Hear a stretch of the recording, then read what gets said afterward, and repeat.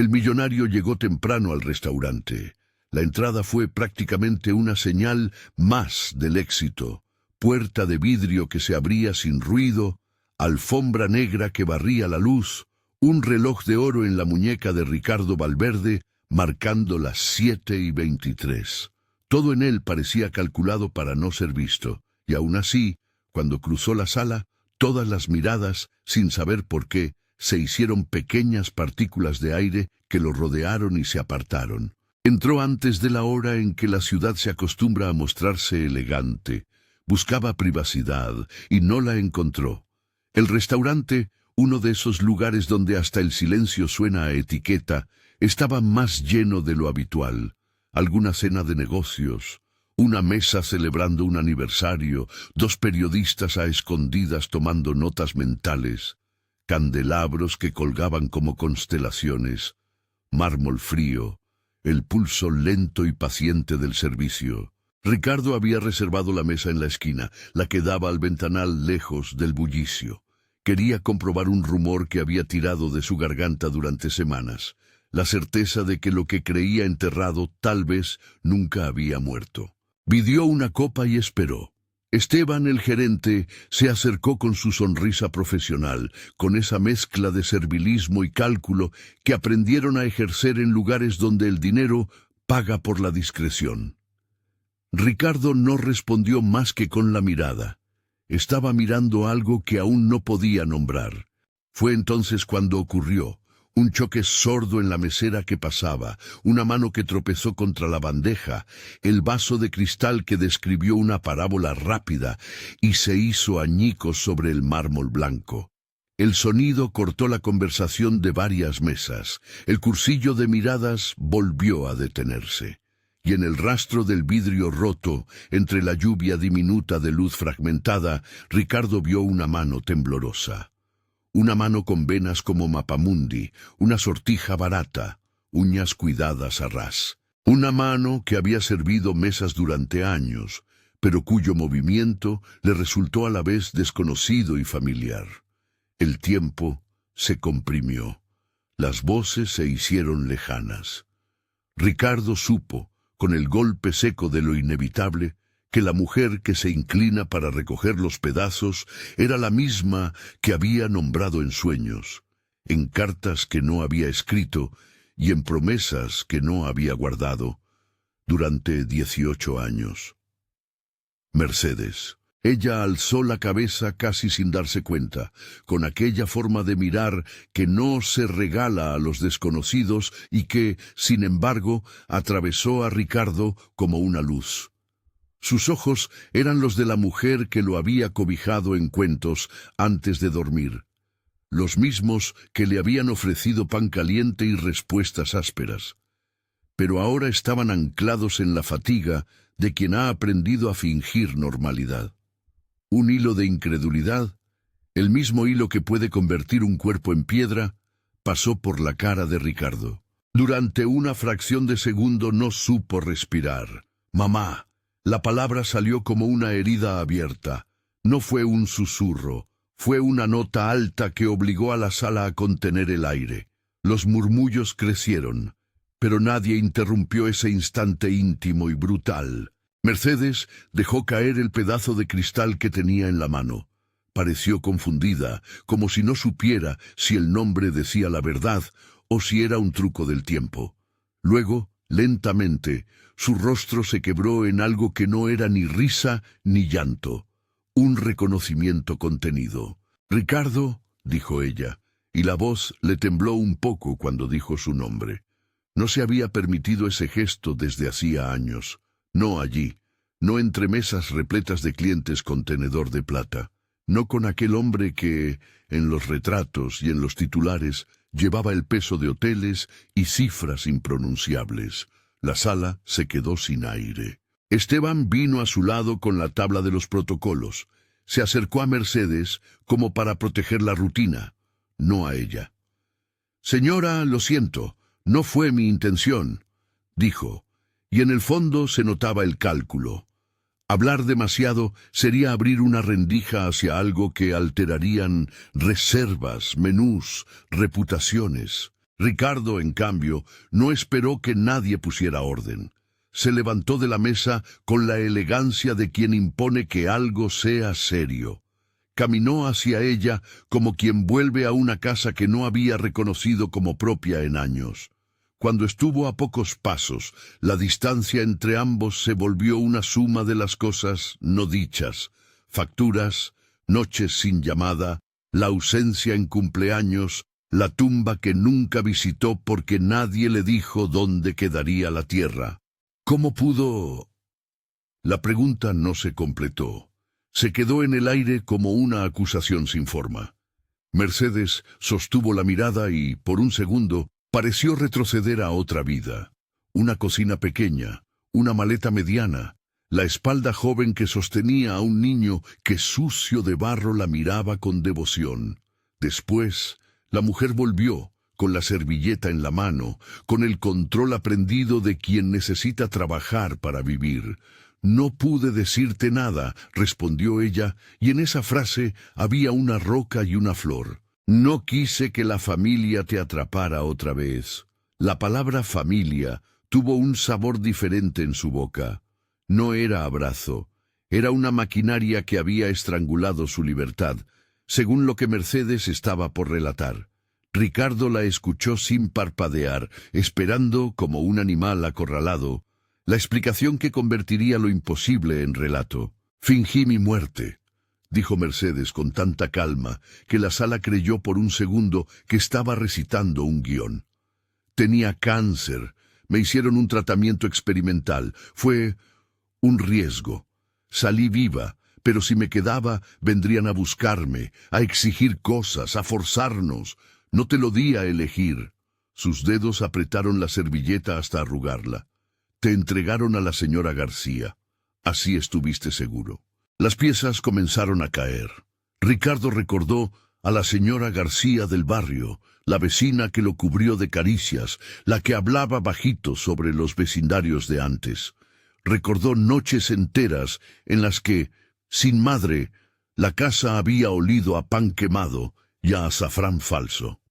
Recordó la ausencia de un entierro, la carta que nunca llegó y el hueco que se llenó con suponer lo peor.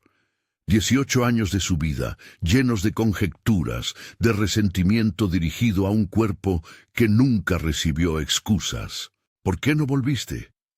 La voz de Ricardo era una línea dura, una línea que delimitaba lo soportable de lo insoportable. «¿Por qué dejaste que la familia me dijera que estabas muerta?». Mercedes exhaló. «Porque si me encontraban, te quitarían. No solo por ser madre, sino por tener algo que ellos necesitaban controlar». Sus ojos buscaron a Ricardo como buscando el permiso para hablar de una traición mayor. «Los Mendoza pudieron decidir tu destino cuando quisieron. Fueron ellos quienes empujaron la historia». Pronunció el apellido con un veneno contenido, como si nombrarlo fuera a deshacer algo. En la mesa donde Ricardo había cenado, ya antes había un eco. Vanessa, que en otra noche habría brillado en una conversación que ahora parecía sin sentido, se quedó inmóvil en una esquina con una copa en la mano. No era su lugar. Había en sus ojos una mezcla de curiosidad y fastidio. No entendía la escena del todo, pero intuyó que estaba viendo algo que podría cambiar su estatus de simple compañía. «No era el sitio para exhibir eso, Vicente», pensó sin querer Ricardo. Pero entonces se dio cuenta de que nada que antes importaba seguía importando. «Quiero saber la verdad», dijo Ricardo, y su voz tuvo la medida de una sentencia. No pidió, exigió. «Quiero saber por qué me dijeron que no estabas, por qué mi padre estuvo 15 años en la cárcel si él no hizo nada». El murmullo volvió a crecer. Aquel fragmento 15 años cayó sobre las cabezas como un ladrillo. En la memoria de Ricardo, su padre, Tomás, fue una figura que desapareció con un ruido sideral cuando tenía 15 años. La ausencia de él fue una tumba abierta que alimentó el rencor. Ahora la posibilidad de que su encarcelamiento fuera una farsa resonaba como una necesidad de ajustes. Mercedes cerró y abrió la boca varias veces. Había en sus ojos la vergüenza de quien guarda secretos para proteger. Tomás, lo acusaron. Fue un montaje. Nos lo quitaron. Era la forma más fácil de callarnos. Sus palabras temblaron. Si alguien insistía, inventaban cargos, decían que era peligroso. Y a ti te apartaron. Nunca me lo dijeron, murmuró Ricardo. Me dijeron que se fue, que murió como un extraño. Quisieron que así fuera, respondió Mercedes. Así evitaban preguntas, así podían manejar las cosas como querían. Una comensal dejó caer la servilleta. El sonido se mezcló con el tintinear de cubiertos. Esteban trató de intervenir de nuevo, con calma y profesionalismo, pero había algo que le escapaba. La sala, aquella noche, ya no era un simple escenario para cenas ostentosas. Era la cuna de un reclamo que convertiría el prestigio en vulnerabilidad. Ricardo la observó. No había odio todavía, solo una mezcla de incredulidad, decepción y un hambre antiguo que necesitaba respuestas. Su mente repasó platos de dinero y contactos, notas de reuniones y abogados. Pensó en el nombre de su empresa, en los edificios que llevaba como sellos. Todo aquello le parecía, por primera vez, inútil frente a la sensación de traición. ¿Por qué lo ocultaron?, preguntó, no para recuperar el afecto perdido, sino para medir la dimensión del complot. Mi madre y Leonardo y Catalina. Mercedes empezó, y los nombres cayeron como guijarros en un estanque. Los Mendoza, abuelos ricos, propietarios, dueños de miradas y de decisiones. Mercedes respingó y bajó la voz. Quisieron proteger el apellido. Dijeron que si sabes la verdad, haces ruido, reclamas herencia, pides explicaciones. Y a mí, después del tratamiento, me ofrecieron un arreglo. Silencio a cambio de seguridad. Pero su seguridad significó que desaparecieras. Ricardo recordó las necesidades de la familia Mendoza por mantener su imagen impecable. Recordó aquella cena de su infancia donde las conversaciones eran lecciones de orgullo y frialdad. Recordó un apellido que pesaba como plomo. Ahora comprendía la otra cara de ese brillo. Había decisiones tomadas por manos que creían proteger el patrimonio, no las personas. ¿Vinieron a verte cuando estaban enfermos? Fue la pregunta que salió sin que pensara. En su voz había algo más que curiosidad. Una búsqueda de evidencia de humanidad en quienes ahora eran acusados a medias por Mercedes. Vinieron, dijo ella, pero a su manera, siempre midieron todo. A Tomás lo dejaron en la calle cuando empezó el problema. Mercedes sacudió la cabeza y, por un momento, titubeó antes de contar. Ella tragó. Cuando te quitaron, te mandaron a la señora García. Te dieron una pequeña pensión, lo justo para que crecieras sin causar problemas. No te querían muerto, te querían silenciado. Ricardo sintió que el suelo se corría bajo sus pies. 18 años de silencios, de pequeños agravios ajustados a su elegancia futura, se mostraban ahora como una trama intencional. Su riqueza, pensó, no era solo un logro personal. Había sido moldeada por manos que sabían usar los silencios como herramienta. ¿Y por qué no los enfrentaste antes?, preguntó en un hilo. Porque no podía, respondió Mercedes. Porque entonces me habrían quitado todo, porque mi salud era una moneda y no supe usarla mejor, porque me hicieron creer que era lo mejor para ti. Su voz se quebró por un instante. La muralla de años de contención dejó escapar agua. Me avergonzaba, me dolía pensar que te habían contado mi muerte. Preferí estar cerca, sin mostrarme, para asegurar que no te usaran. Hubo un silencio más largo, esa clase de quietud que pesa porque es el sumario de muchas decisiones. Ricardo recorrió con la mirada el salón. Había en los ojos de algunos comensales la compasión fingida que se ofrece cuando la trama pública se torna íntima. En otros, la ansiedad de quien registra para después contar una historia. ¿Y Tomás?, insistió él. ¿Está vivo? Sí, dijo Mercedes. Salió hace poco, vino a buscar trabajo, estuvo en la cocina, nos escondimos hasta que me pidieron un favor. Ella miró a Ricardo con desesperación contenida. No quería que supieras por cómo te lo contaron. Me pidieron que te mantuviera alejado, me dieron dinero, compraron silencio, decidieron que sería más fácil que pensar en consecuencias legales. Eso, según lo que me dijeron, fue lo que pasó. La frase, según lo que me dijeron, fue un recordatorio. La historia, tal como se la contaba Mercedes, era su versión. No podía certificarse por sí sola. Ricardo lo sabía. Pero la verdad, al menos en la forma de esa confesión dentro de un restaurante elegante, tenía poder. Era el tipo de verdad que podía empezar a cuartear una fortuna. Antes de que pudiera ordenar más preguntas, Esteban se colocó entre ellos con un ademán profesional. «Señor Valverde, si desea continuar, podemos reservar una sala privada», ofreció. Había en su voz un tono que intentaba mantener el espacio como negocio y no como tribunal. Pero Ricardo no quería privacidad ahora, quería exposición. «No», respondió él, «aquí mismo». La decisión de hacerlo público fue intencional. Si lo que se quería cubrir se había hecho con la complicidad de influencias, la luz tenía que entrar donde antes reinó la penumbra. Ricardo se permitió un movimiento que no había imaginado en años. Pidió silencio.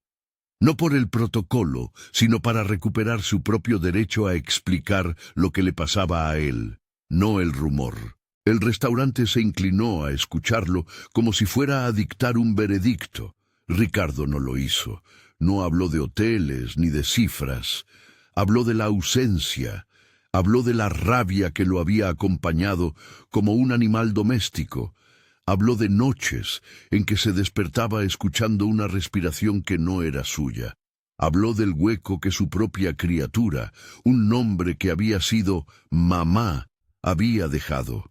Apenas terminó, la puerta del fondo se abrió, y un hombre entró con pasos que parecían haber llevado cadenas por mucho tiempo.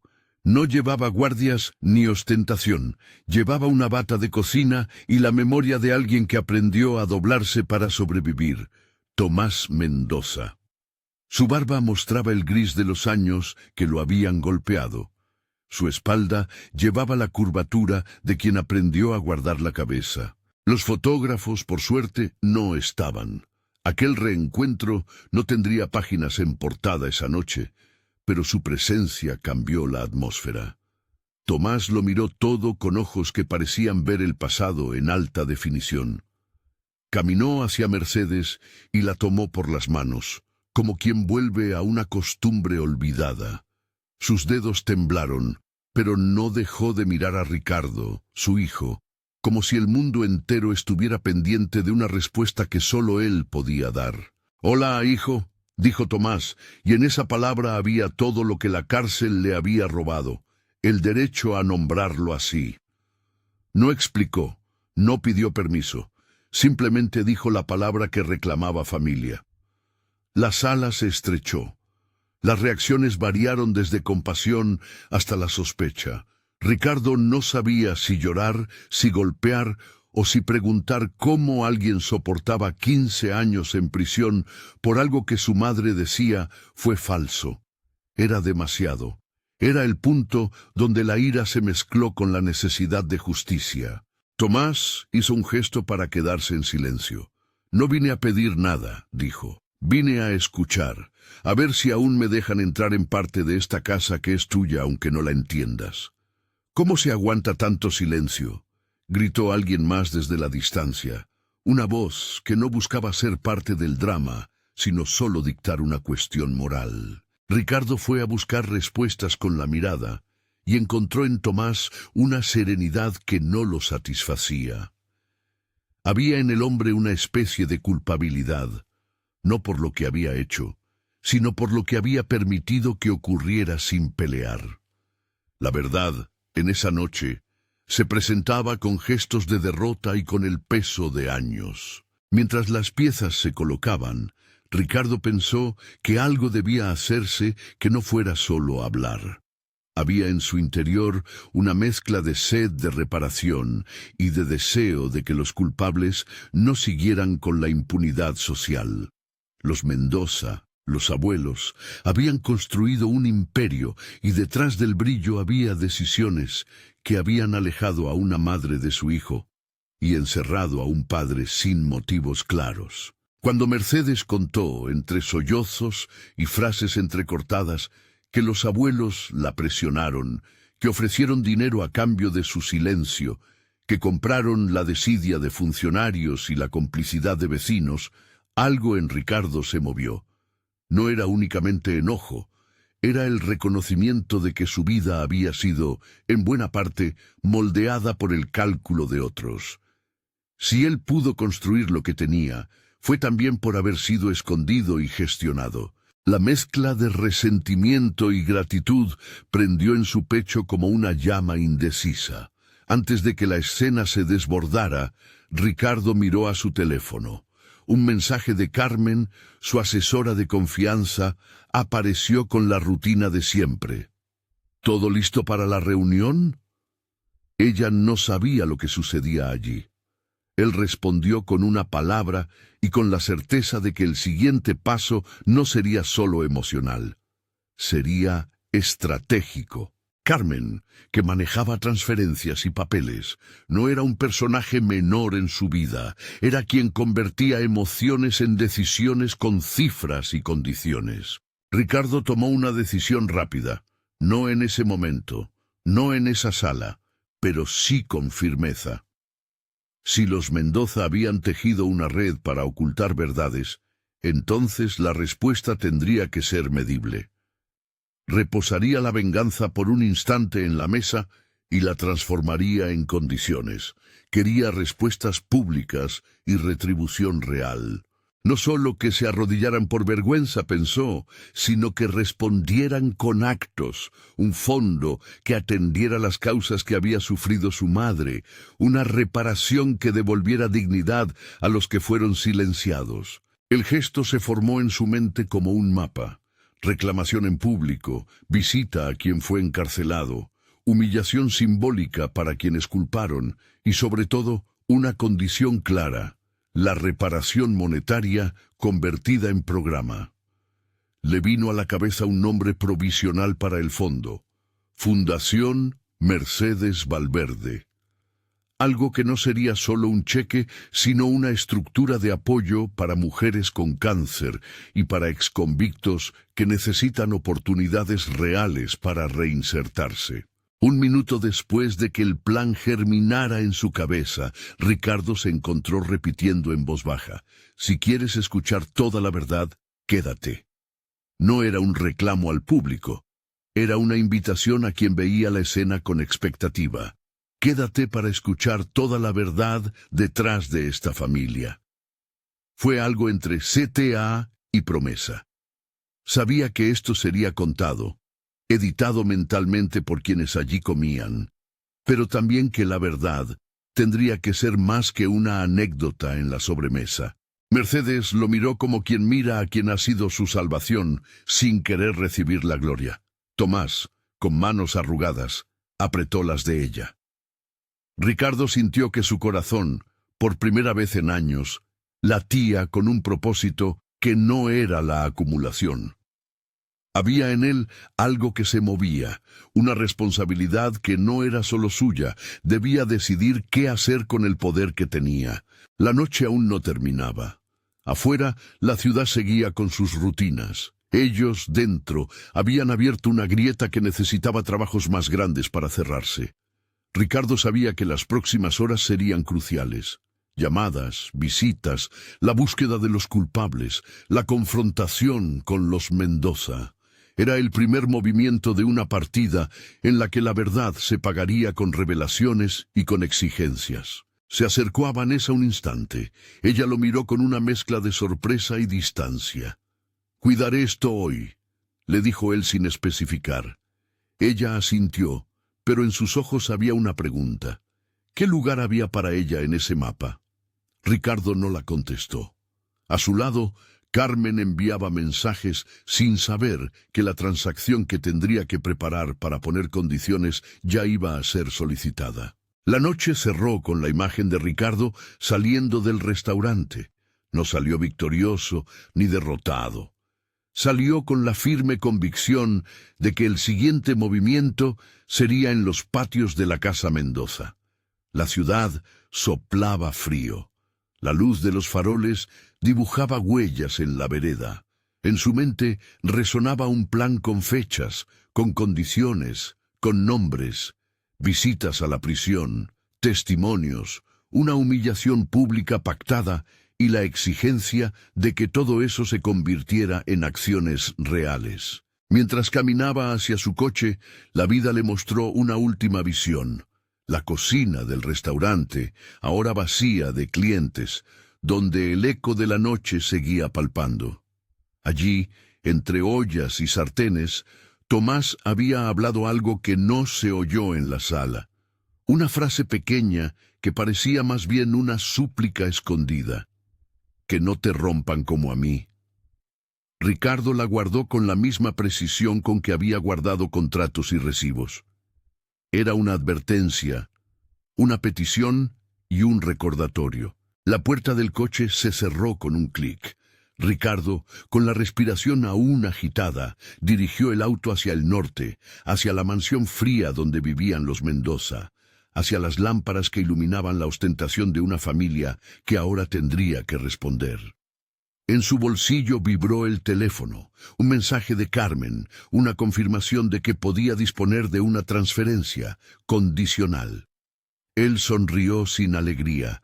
Sabía que el dinero sería solo una herramienta. Lo que buscaba, más que reparación monetaria, era la verdad ordenada en actos. En el asiento trasero su mano apretó un sobre con documentos antiguos. Cartas que habían llegado cuando era niño. Recortes de prensa, una foto gastada donde su padre sonreía con ganas. La ciudad pasó, las luces se difuminaron y la noche lo empujó hacia la casa donde responderían. Allí, en esa oscuridad, Ricardo comprendió una cosa que sería la brújula de lo que vendría. No buscaba destruir a su familia de sangre, buscaba que dejaran de decidir por él. Buscaba justicia según su medida, que era tanto privada como pública. Al llegar al portón, en la mente de Ricardo ya giraba un plan que no era solo venganza. Sería, si podía, una restauración medida, con condiciones, con plazos, con pruebas. Pediría que se arrodillaran, que escucharan a quien habían silenciado, que fueran a la prisión a escuchar testimonios. Sería humillación pública, sí, pero con un propósito, transformar ese gesto en un compromiso de reparación concreta. Abrió el portón, y antes de entrar, miró hacia la ciudad como quien observa una obra antes de intervenirla. La noche soplaba frío. En su bolsillo sonó otra vez un mensaje de Carmen que decía simplemente, «¿Confirmo 5 millones para empezar?» Él se quedó en silencio. No contestó de inmediato. La respuesta, pensó, tendría que ser más que una cifra. Tenía que ir ligada a condiciones. Tenía que ser el primer gesto que marcaría si la palabra reconciliación podía significar algo más que un saludo en un cóctel de beneficencia. Subió la entrada de la mansión y la puerta principal se abrió como si siempre lo hubiera esperado. Dentro, la casa respiraba el silencio de los que no quieren ser escuchados. Había en el umbral la figura de Catalina, la abuela, con la mirada afilada que había construido tantos destinos desde una mesa de satín. Su rostro mostró sorpresa, luego una máscara de control. Leonardo, el patriarca, apareció a su lado con la mano temblando apenas, con la dignidad que solo aparenta no romperse. El encuentro que iba a empezar no sería una conversación trivial. Era el punto que muchos habían soñado, pero nadie había tenido la valentía de ejecutar.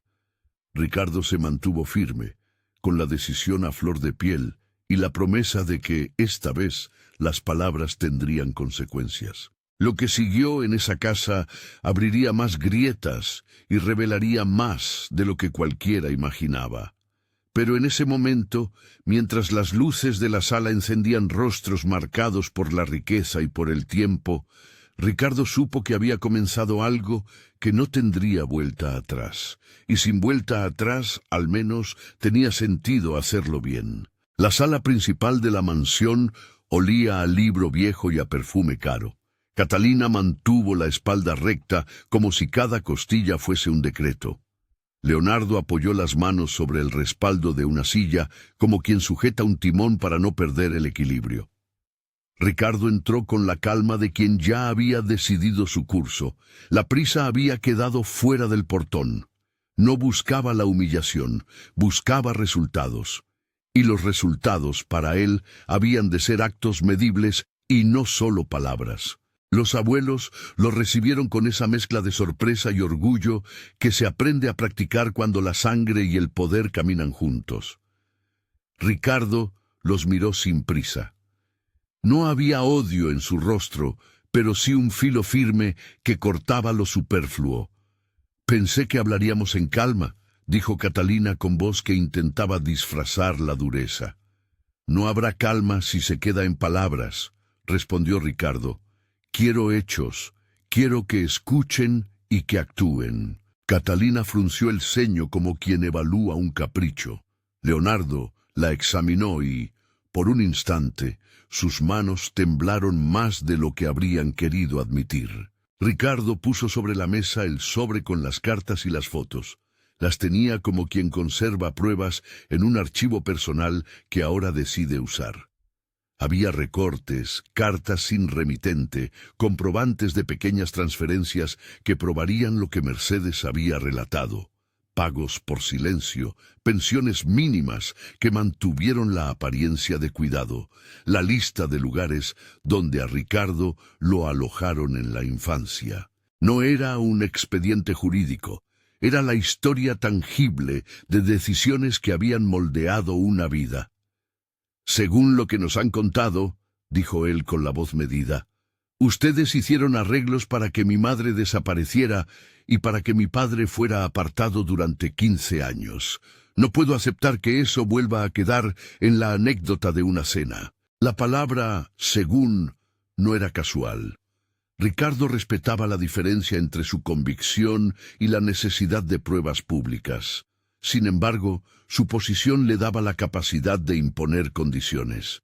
Catalina exhaló y por primera vez una fragilidad humana se asomó por debajo de la máscara.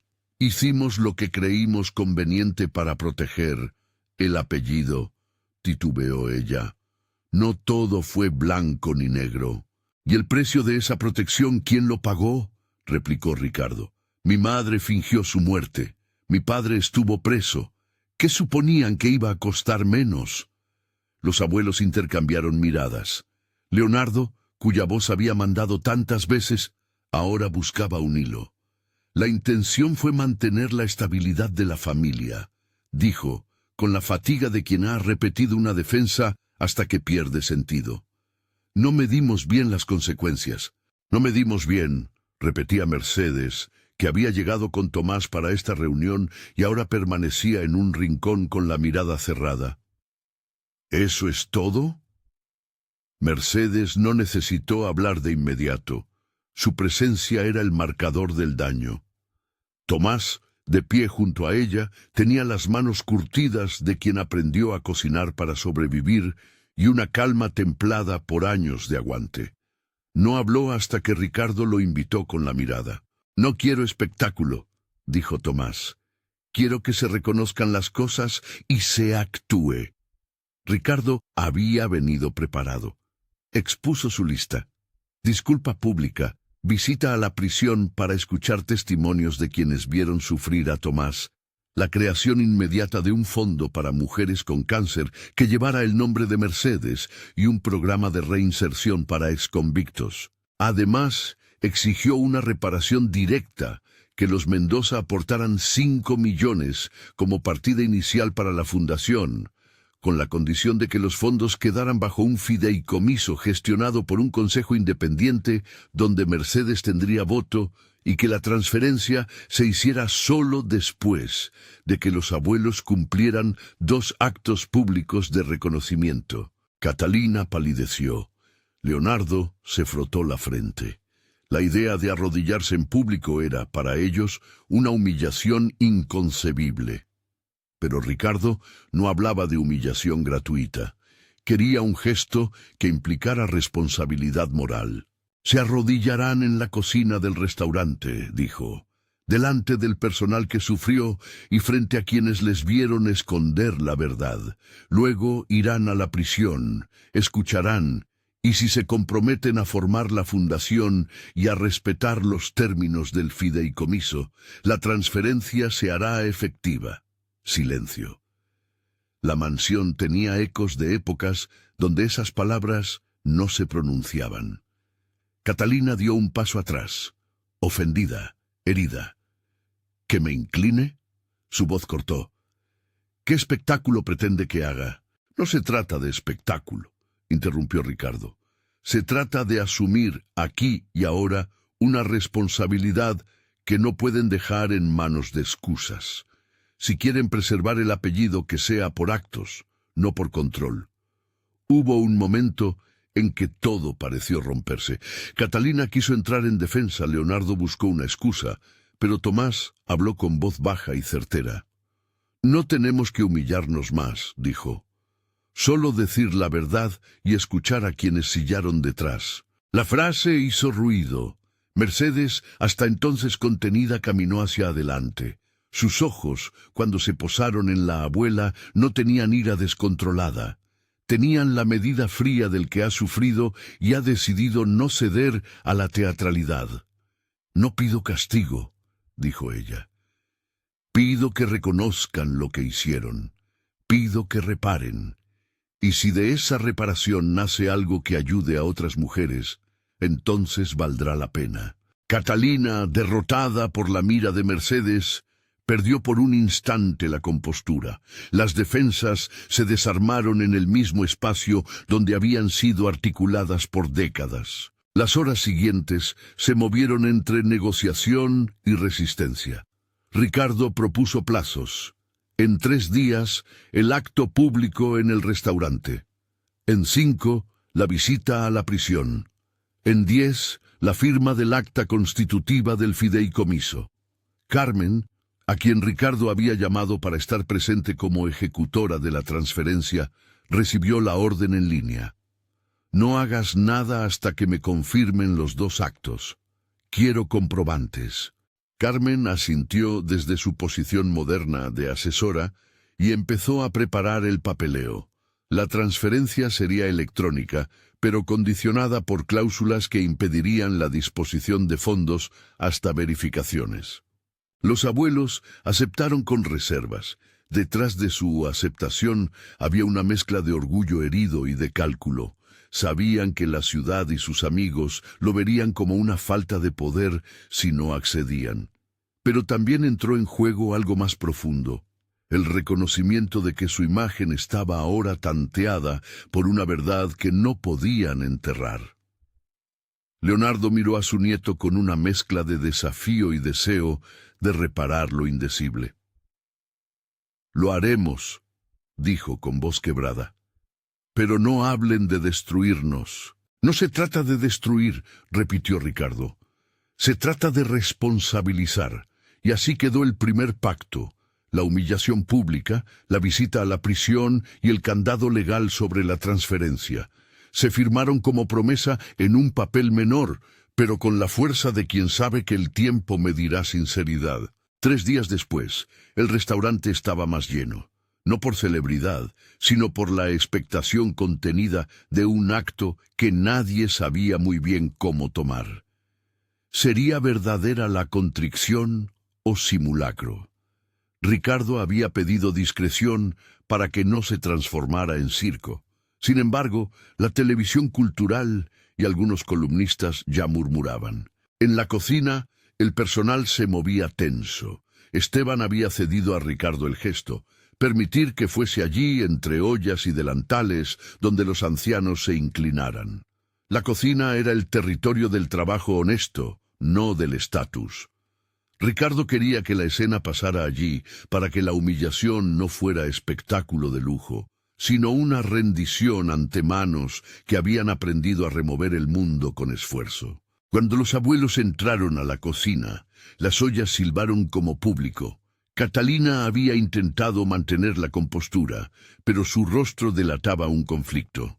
Leonardo caminó más lento del habitual, la espalda cansada por los años y por el peso de sus decisiones. Frente al equipo de cocina se arrodillaron. El sonido de las rodillas tocando el suelo fue más duro de lo que cualquiera esperaba. Hubo un silencio que no se rompió con palabras de consuelo.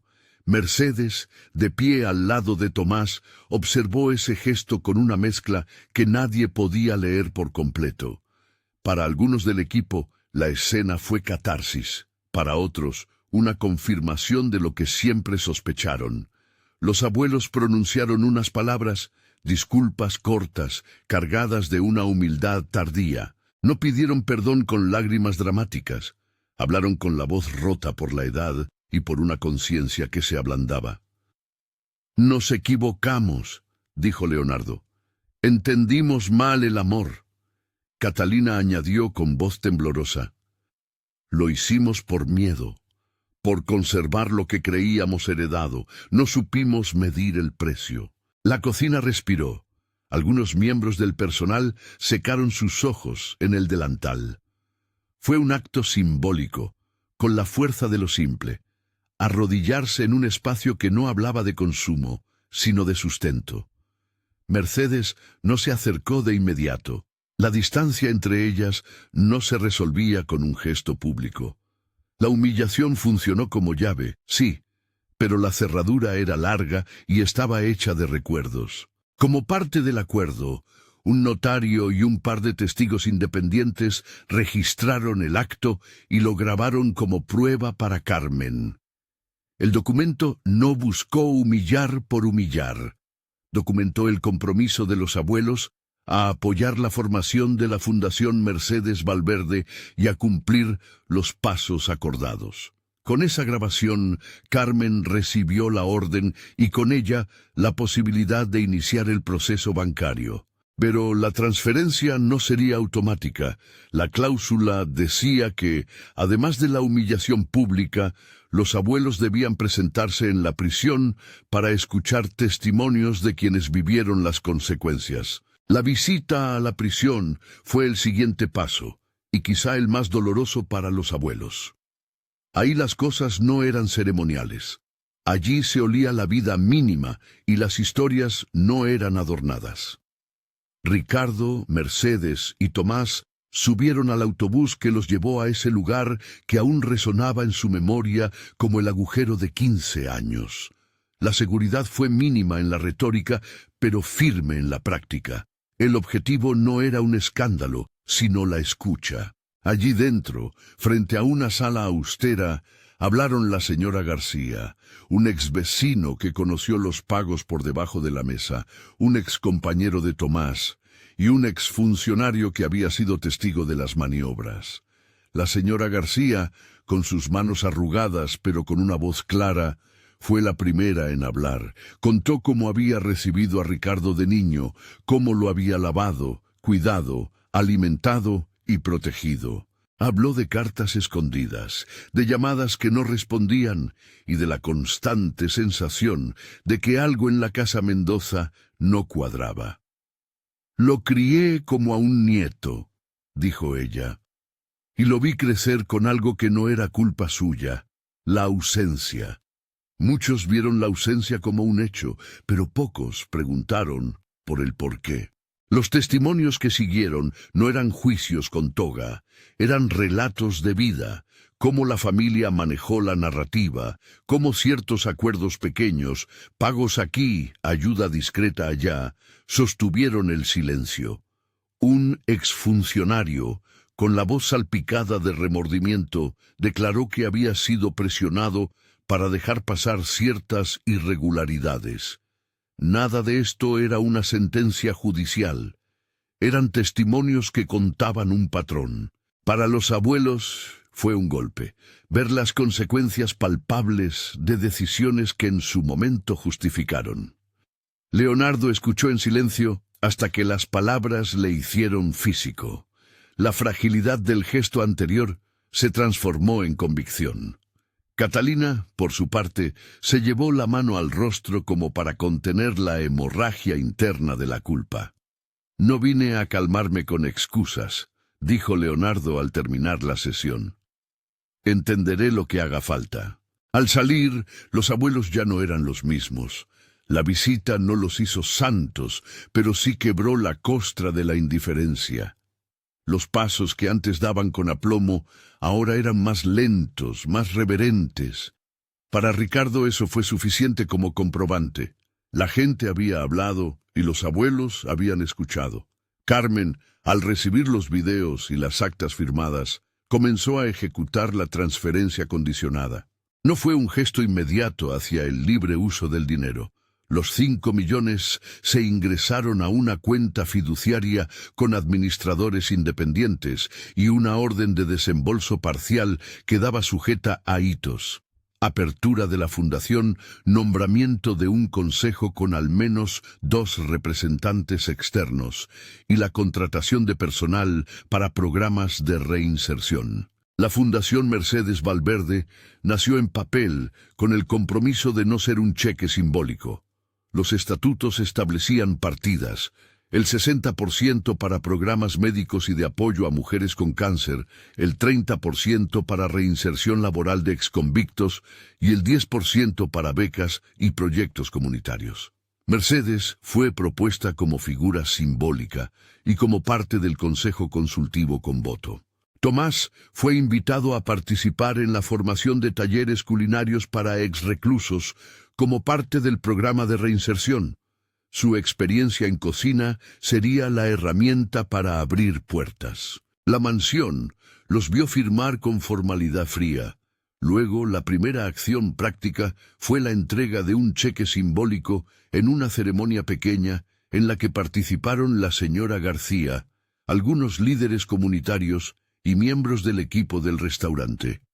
Para Ricardo aquello no era un cierre, sino el inicio de un proceso con plazos, auditorías y evaluaciones. Quería que la reparación no fuera teatral, sino sostenible. Los abuelos aceptaron participar en las labores de supervisión, aunque con límites claros. Aceptarían un rol honorario, pero respetarían las decisiones del consejo y las directrices del fideicomiso. Catalina, en un gesto que sorprendió a varios, pidió un puesto en el Comité Cultural de la Fundación para garantizar que las memorias se conservaran sin distorsión.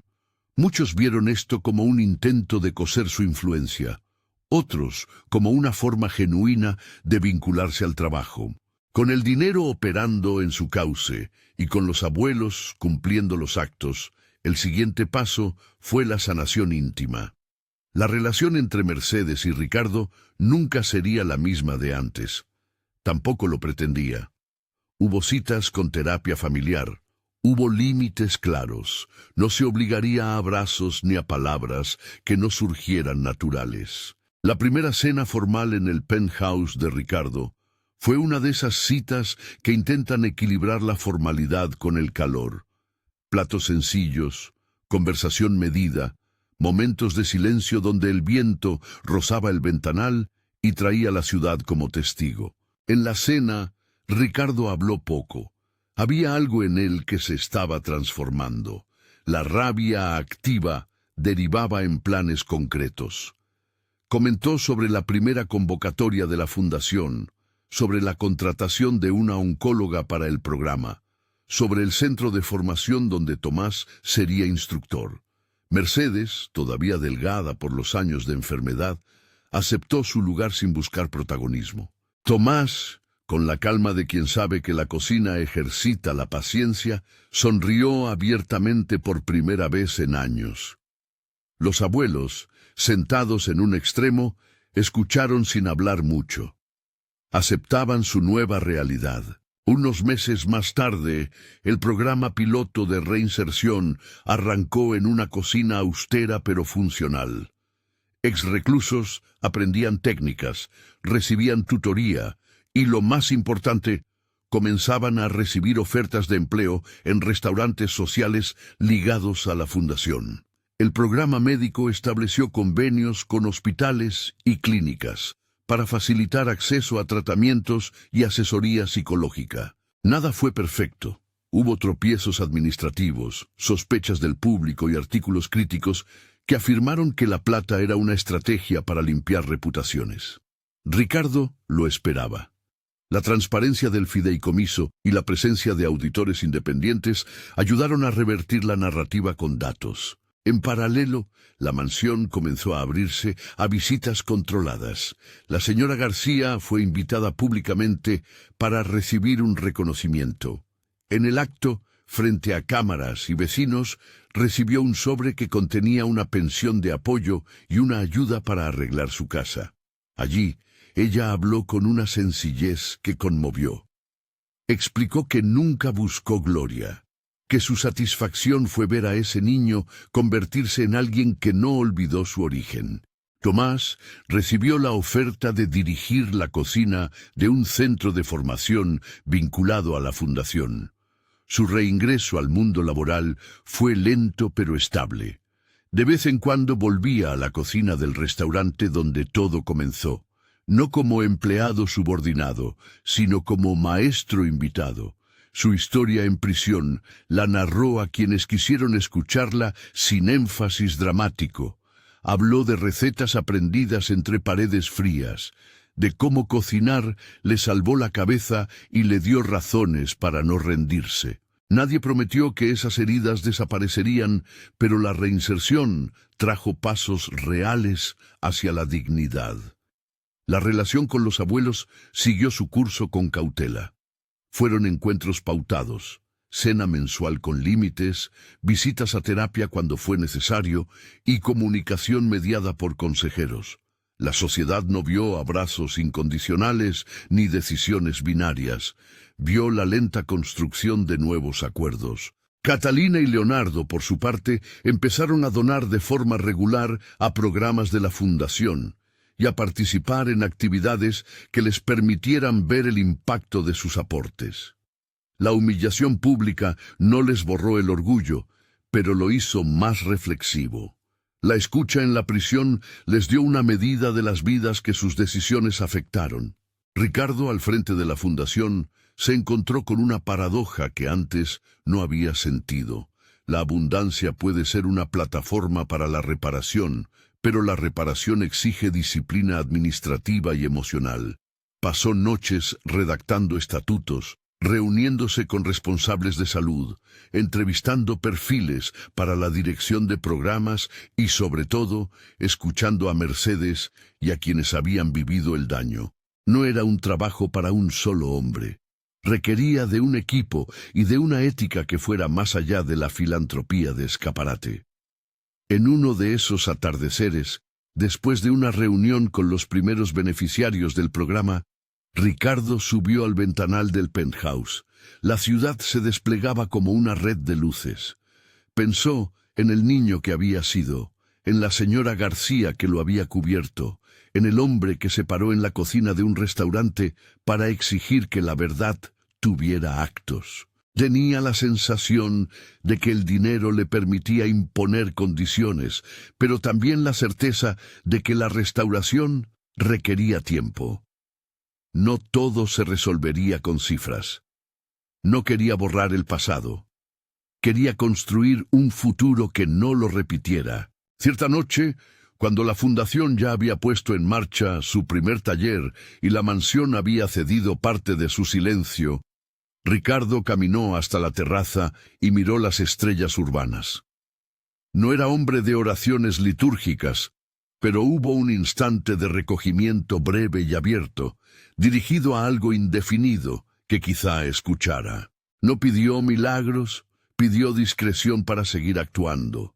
Pidió fortaleza para sostener medidas que exigieran coherencia y pidió, en voz baja, que quienes habían sido dañados encontraran caminos reales para rehacer sus vidas. La vida continuó en pasos pequeños, firmas, contratos de empleo, entrevistas con víctimas, inauguraciones de cocina, la primera graduación de un curso de reinserción donde antiguos reclusos sirvieron una comida a familias del barrio.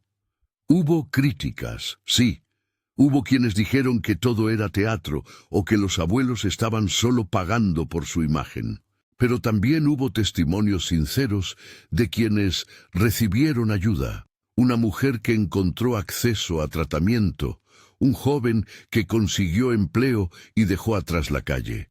La señora García, que arregló su techo y vino a la inauguración con un pastel casero. En uno de los encuentros mensuales, ya con todo más establecido, Mercedes se acercó a Ricardo. No hubo grandes frases, solo la hondura sencilla de quien comparte heridas y acuerdos. «Hiciste lo correcto en tu forma», dijo ella.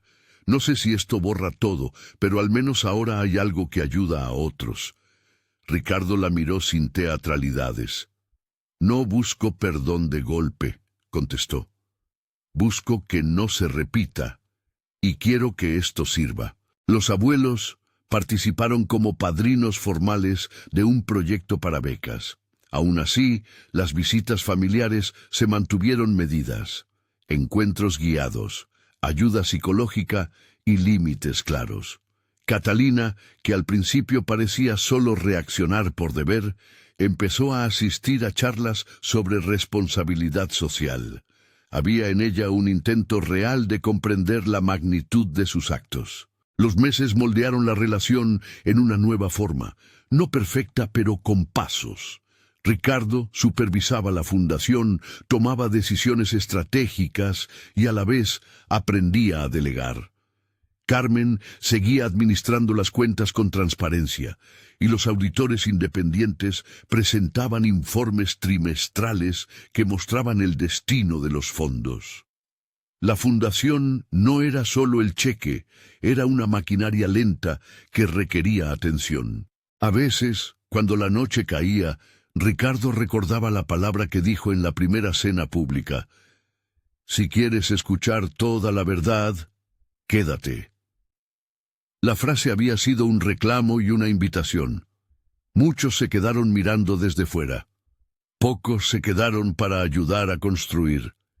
Él decidió que su legado no sería el hotel más alto ni la lista de ilustres. Sería algo que pusiera a prueba su capacidad de transformar dinero en dignidad. La escena final de esta etapa llegó con una pequeña ceremonia en la que se inauguró una cocina de aprendizaje al que asistieron beneficiarios, vecinos y los miembros de la familia.